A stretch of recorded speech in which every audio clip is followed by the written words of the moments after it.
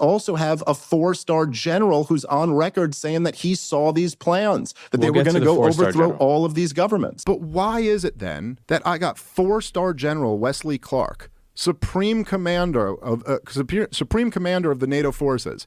Why is it that he told me that he saw the plans? We know this because the 4-star General Wesley Clark himself said that he was out of power at the time, but he went to the Pentagon and he said that he saw plans. How come I have 4-star General Wesley Clark telling me 10 years prior that we had already made the plan? This has been confirmed by 4-star General Wesley Clark that we were going to topple 7 countries in 5 years. Wesley Clark is a 4-star general. He was the head of NATO, and he told Amy Goodman on Democracy Now! That he saw in late 2001 what is become known as the 7 wars in 5 years, that the plan from the neocons in the government was that we were going to overthrow all these governments in the region in the next 5 years. Let's talk about this Wesley Clark memo that he never saw. Okay, so 4-star General Wesley Clark. He never saw it?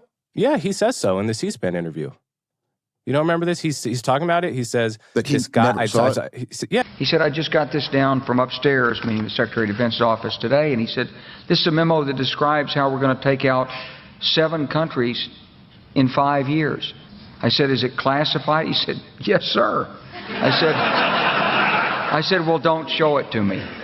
Rumsfeld, whose sometimes abrasive approach often alienated other cabinet members, produced 20 to 60 snowflakes, these memos, snowflakes a day, 20 to 60 a day. Regularly poured out his thoughts in writing as the basis for developing policy. Every once in a while, one of these ranting Rumsfeld notes to Condi would come. You can almost hear the eye roll. Like, this dude Rumsfeld is drowning us in his little thoughts and his stupid memos.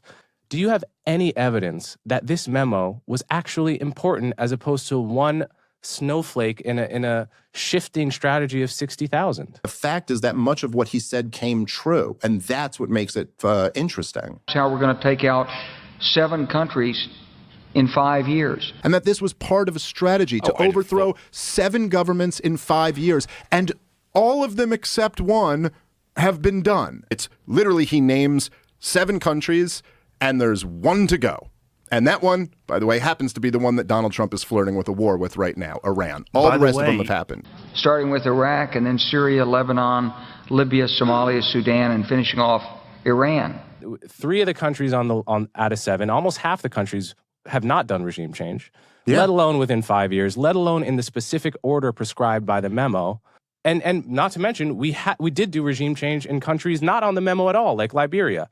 So there's actually no variable from the memo that actually matches our foreign policy. And Coleman, my argument here isn't that, again, I'm not saying that memo came to life and exactly what was written down on that has happened. Of course, there were more memos. Of course, there were more decisions that were added in afterward. I'm saying that a 4-star general said the decision had been made, that he had sources in the Defense Department. His sources in the Defense Department. Who is basing it on what? The memo. There might be lots of memos that go out every day, but a memo that says we're going to topple 7 countries in the next 5 years, a pretty big memo. That's not just one of the regular memos. That's the point. Do you have any evidence it was a big memo? Your only evidence is the guy who never read it. You realize how ridiculous this is. You couldn't, if you were a historian writing a book, you'd have to cut this out of the book because you're relying on the hearsay of someone that never even read the document, much less you or I have never read the document. And we know that they were writing 60 documents a day that Condoleezza Rice was putting in the trash. It's a ridiculously low bar of evidence you'd have to consider this memo and everything implied by it important. I mean, I don't know how else to say this, dude. This just feels so nutty to me. I guess we'll just leave this up to people. Okay. And I'm not a historian writing a book. I'm a guy talking about these issues to the American people. So I don't know. You can decide whether you find that to be a pretty interesting story or not.